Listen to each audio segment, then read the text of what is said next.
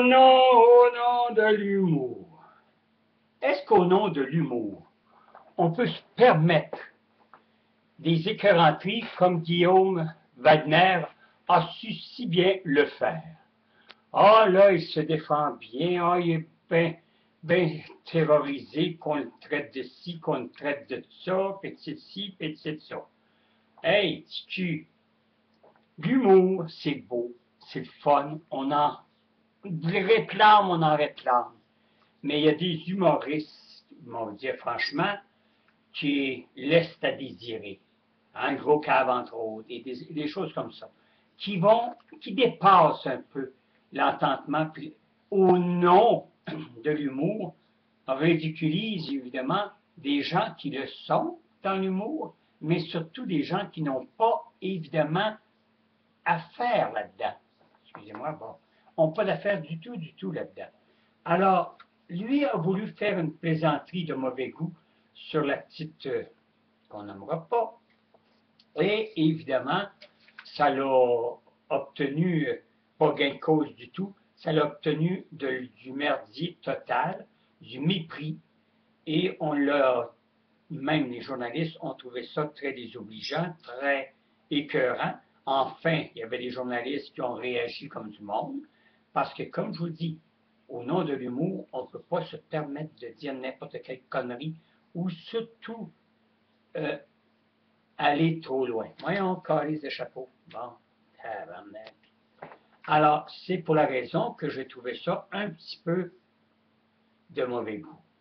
Et surtout que c'est un humoriste qui est censé venir de Québec. Habituellement, Québec, évidemment, n'agit pas comme ça. Habituellement, les humoristes qui viennent de Québec se retiennent un peu plus. Alors, Guillaume Wagner, retourne faire tes devoirs, continue à t'excuser parce que c'est la dernière des choses qui te reste. Mais, en réalité, excuse-moi, mais un qu'à te regarder, ça nous écœure pour certaines personnes. Tant qu'à moi, je n'ai rien à dire, je t'aime pas en face, prétentieux, tu n'es pas, tu ne dégages pas du tout ce que tu es. Alors, tu peux aller te rassir ou aller faire tes devoirs et laisser la place à des vrais humoristes, comme on en a tant, et qui en pleut, des humoristes. Alors donc, tu as voulu faire une gaffe, tant pis. Deuxième sujet.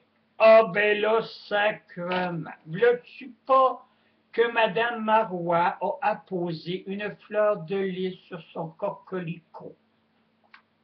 Ben oui. Arrêtez de monter aux barricades pour une connerie pareille. C'est tout simplement un hommage en même temps qu'elle fait. Vous n'avez pas compris, lapsus. Là, il va falloir qu'elle s'explique en 52 copies. C'est qu'elle rend hommage à M. René Lévesque, qui, ça fait 25 ans, est décédé.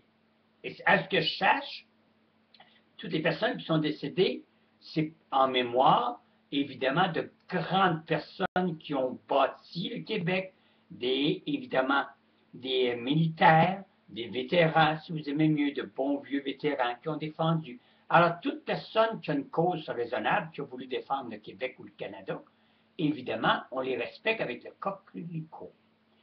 C'est donc, elle a apposé la fleur de lys à l'intérieur sur le noir du coquelicot pour se rappeler, si un homme qui a tout fait de ses mains et ses pieds, mais que l'imbécilité dans le temps de Jean Charest, avec sa manigance, son escroquerie et son vouloir de dire non à l'indépendance, et qui a évidemment avait été majeur dans l'escroquerie, c'était épouvantable, Jean Charest, et pas Jean Charest, excusez-moi, Jean Chrétien, malgré ces deux crapules pareils, on avait tout manigancé pour saboter ça, évidemment, cette soirée en se promenant avec des drapeaux canadiens et tout. Et on a appris des années après que ça avait été toute une manigance et un montage du Parti Canada, évidemment.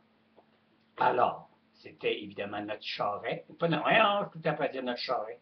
C'est parce que Chrétien et Charest, tu les mets dans les deux mêmes dans le même sac, dans un sleeping bag, qu'on disait en anglais, et on y mettait une pierre dans le fond du sleeping bag, ben tabarnak, écrit ça dans le fleuve, il aurait trouvé moyen de s'en sortir et de revenir à surface. C'est ça des crapules. Les crapules, ça ne meurt pas, ça continue toujours, toujours à divaguer, à magouiller, à crosser le monde, etc. Alors, évidemment, c'est pour la raison que M. René Lévesque avait perdu, évidemment, et avait dit, ben, ça sera peut-être pour la prochaine, mais malheureusement, elle est décédée. Alors, le cocorico avec la fleur de lys, c'était en Pointe-à-Bas, c'était tout simplement pour rendre hommage à M. Lévesque, et ce qui était la moindre des choses, et ce qui est la moindre des choses. Alors, vous voulez monter dans les draperies, bien montez dans les draperies, mais tabarnak, les médias, crissez-nous la paix avec des banalités pareilles, occupez-vous donc de dossiers beaucoup plus sérieux.